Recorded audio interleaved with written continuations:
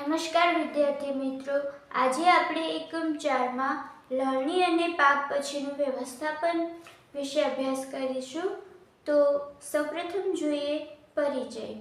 તો Solanaceae family શાકભાજી નાજુક અને ખરાબ થવાવાળા છે. જો તેમને યોગ્ય રીતે સંભાળવામાં ન આવે તો પોતાનું મૂલ્ય ઝડપથી ખોઈ દે છે.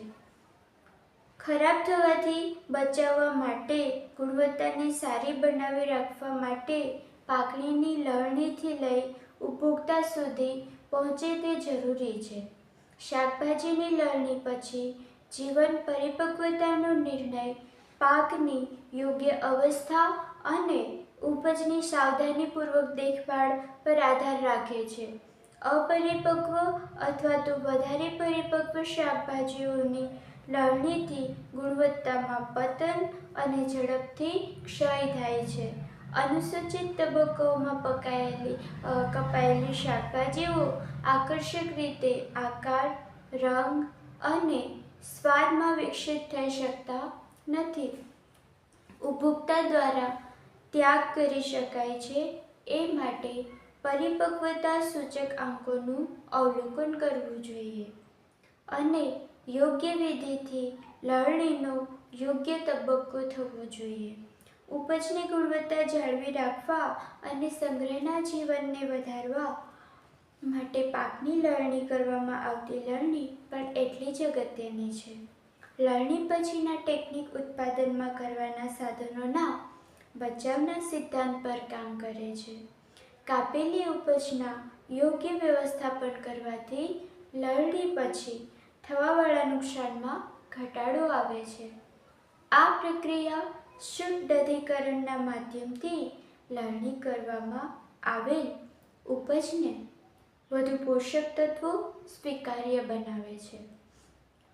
ખરાબી અને ખાદ્ય સમસ્યાઓને દૂર કરવા સિવાય દેશની અર્થવ્યવસ્થામાં એક ઉપલબ્ધતાના રૂપમાં કાર્ય કરે છે, કારણ કે એમાં ગ્રામીણ ઉદ્યોગોનું રૂપ ધારણ કરવાની ક્ષમતા છે.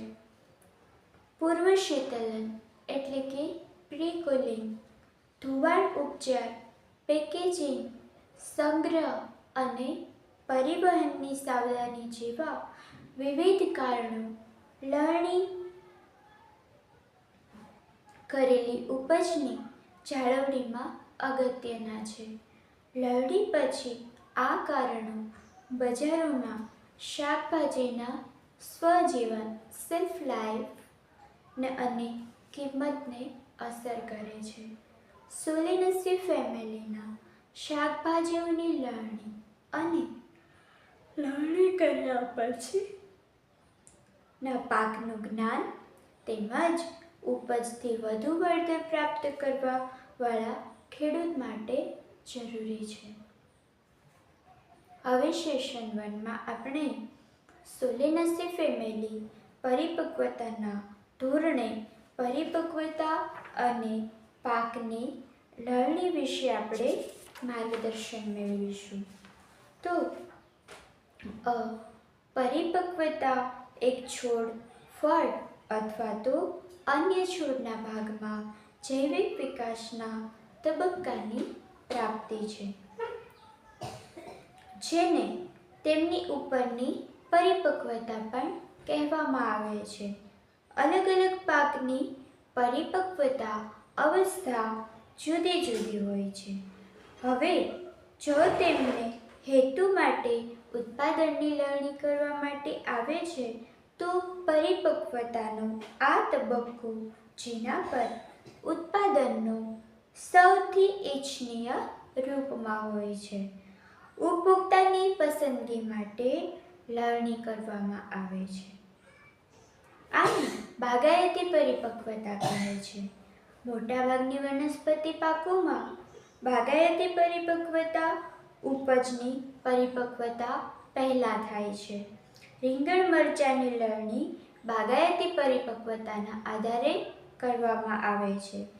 જ્યારે પાક હજુ પણ ભેજ વિકાસના તબક્કામાં હોય છે તો સોલેનેસી ફેમિલીના શાકભાજી બેક્ટેરિયા વગર અને છોડ ઉપર જ પાકેલી હોય છે. મોટાભાગના વિષયોમાં ઉપજની પરિપક્વતા પાકવાની પ્રક્રિયા કરતાં વધુ હોય છે અને પાક્યા પછી ઉત્પાદન બને છે. ટામેટાં, બટાકા, સૂકા મરચાંની લણણી ઉપજની પરિપક્વ અવસ્થામાં કરવામાં આવે છે. જ્યારે પાક સંપૂર્ણ રીતે પરિપક્વ થઈ જાય છે તો સોલેનેસી ફેમિલીના શાકભાજી મોટાભાગે બજારોના અંતર અને ઉપભોક્તાની પરિસ્થિતિ પ્રમાણે તેમને કાપવામાં આવે છે. તો હવે જોવાનું છે શ્વસનની ભૂમિકા શું છે. તો શાકભાજીઓ તેમના શ્વસન દરના આધારે બે સમૂહ જેવા કે ક્લાઇમેટેરિક અને નોન ક્લાઇમેટેરિકમાં વર્ગીકરણ કરવામાં આવે છે. ક્લાઇમેટેરિક શાકભાજીમાં પાકવું અને શ્વસનમાં ઝડપી વિકાસની સાથે જોડાયેલું છે. શ્વસનમાં થતી અચાનક વૃદ્ધિને ક્લાઇમેટેરિક વૃદ્ધિ કહેવામાં આવે છે. પાક્યા પછી નોન ક્લાઇમેટેરિક શાકભાજીમાં સરખામણીમાં વધુ પ્રમાણમાં ઇથિલિનનું ઉત્પાદન કરે છે. હવે ક્લાઇમેટેરિક શાકભાજીમાં પાકવાની પ્રક્રિયા ભલે તે છોડ સાથે જોડાયેલી હોય અથવા તો લણણી પછી તે થઈ શકે છે. ટામેટાં, સકરટેટી ક્લાઇમેટેરિક શાકભાજી છે અને જ્યારે કાકડી, રીંગણા, મરચાં, સીતાફળ વગેરે નોન ક્લાઇમેટેરિક શાકભાજી છે. હવે આપણે પરિપક્વતા સૂચક આંક નક્કી કરવો હોય તો શું કરી શકાય છે.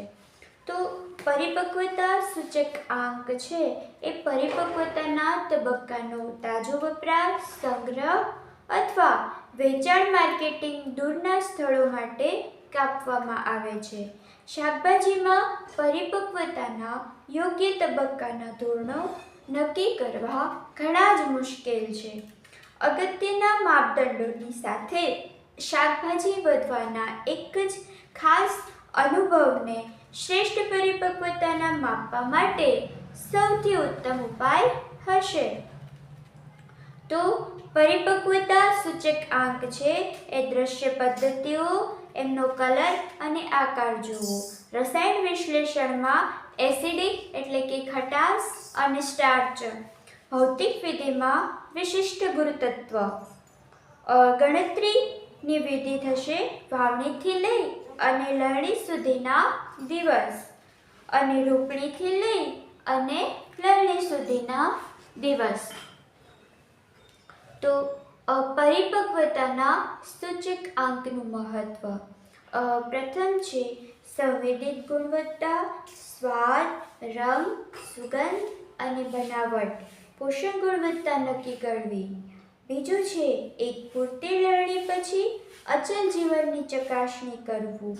ત્રીજું લણણી અને પેકેજિંગ કાર્યોને નિર્ણયને સરળ બનાવવો. ચોથું બજારના મૂલ્યની ચકાસણી કરવી. સોલેનેસી ફેમિલીમાં પરિપક્વતાનો નિર્ણય. પ્રથમ તો જોઈને નક્કી કરવાની પદ્ધતિ. ત્યારબાદ છે ઉપજનો રંગ. ઉપજનો રંગ પરિપક્વતાની પ્રગતિના આધારે બદલાય છે અને રંગ એક મહત્વપૂર્ણ સૂચક આંક છે. પરિપક્વતાના તબક્કાનું સંકેત કરે છે. મોટાભાગે નરમ શાકભાજી લીલા રંગની હોય છે અને જે પરિપક્વતાના પ્રગતિની સાથે ઝડપથી થતી જાય છે. નરમ ફળ ચમકદાર હોય છે. ટામેટાં અને મરચાંનો છોડ પાક્યા પછી કાપવામાં આવે છે જેથી તેમાં લાલ રંગનો વિકાસ થાય. આકાર. કેટલીક શાકભાજીઓ એક નિશ્ચિત આકાર સુધી પહોંચી જાય છે જેને પાકના ઇષ્ટતમ સમય માટે સૂચક આંકના રૂપમાં ઉપયોગ કરી શકાય. રાસાયણિક વિશ્લેષણ. રાસાયણિક વિશ્લેષણમાં સ્ટાર્ચ, એસિડિક અને મીઠાશ આ સામગ્રીઓ માપવામાં આવે છે. નમૂનામાં વધારે ખાંડ કે પરિપક્વતાનો સંકેત કરે છે. પરિપક્વતાની સાથે એસિડિક ઓછા થઈ જાય છે. આ પ્રકારે ઓછા એસિડ સામગ્રી ઉપજની પરિપક્વતાનો સંકેત કરે છે. ભૌતિક વિધિઓ. દબાણ પરીક્ષકનો ઉપયોગ. તેનો ઉપયોગ કોઈ ફળની કોમળતા માપવાનો માટે કરવામાં આવે છે. વિશિષ્ટ ગુરુતત્વ. જેમ જેમ ફળ પરિપક્વ થાય છે તેમ તેનું વિશિષ્ટ ગુરુતત્વ છે તે વધતું જાય છે. લણણીનો ખરો ક્રમ નિર્ધારિત કરવા વિશિષ્ટ ગુરુતત્વનો ઉપયોગ ભાગ્યે જ કરવામાં આવે છે. તે ઉપજના પાણીમાં વજનને હવામાં હલકા વિભાજિત કરીને પણ કાઢી શકાય છે. સંગણક કે વિધિ ગણતરી પદ્ધતિ. ફૂલ આવવાથી લઈને લણણી સુધીના દિવસ અને રોપણીથી લઈ અને લણણી સુધીના દિવસ. હવે પછી આપણે સમજવાનું છે કે સોલેનસી ફેમિલી શાકભાજીઓની લણણી. એમાં સૌપ્રથમ ટામેટા. તો પરિપક્વતા સૂચક આંક છે. ટામેટામાં લણણીના તબક્કા એ હેતુ આધારિત છે કે જેના માટે ટામેટાનો ઉપયોગ કરવામાં આવી રહ્યો છે. ટામેટાની લણણી માટે સામાન્ય રીતે 4 પ્રકારની પરિપક્વતાની અવસ્થાઓ જોવા મળે છે. સૌપ્રથમ છે લીલા રંગની અવસ્થા. તો આ અવસ્થામાં ફળ લીલા રંગના હોય છે પરંતુ પૂરી રીતે પરિપક્વ હોય છે અને સામાન્ય રીતે દૂરના બજારોમાં માટે મોકલવામાં આવે છે. ગુલાબી અવસ્થા. આ અવસ્થામાં રંગ ગુલાબી અથવા તો લાલ થઈ જાય છે. તેમને સ્થાનિક બજાર માટે પસંદ કરવામાં આવે છે. ત્રીજું છે પાકી ગયેલ અવસ્થા. પાકી ગયેલ અવસ્થામાં મોટા ભાગે ફળોની સપાટી લાલ રંગની હોય છે અને ફળ નરમ થવા લાગે છે. ચોથું છે પૂર્ણ રીતે પાકેલા. તો પૂર્ણ રીતે પાકેલી અવસ્થામાં ટામેટા ફળના રંગ મહત્તમ વિકાસની નજીક પહોંચી ગયેલ અને બનાવટમાં નરમ હોય છે.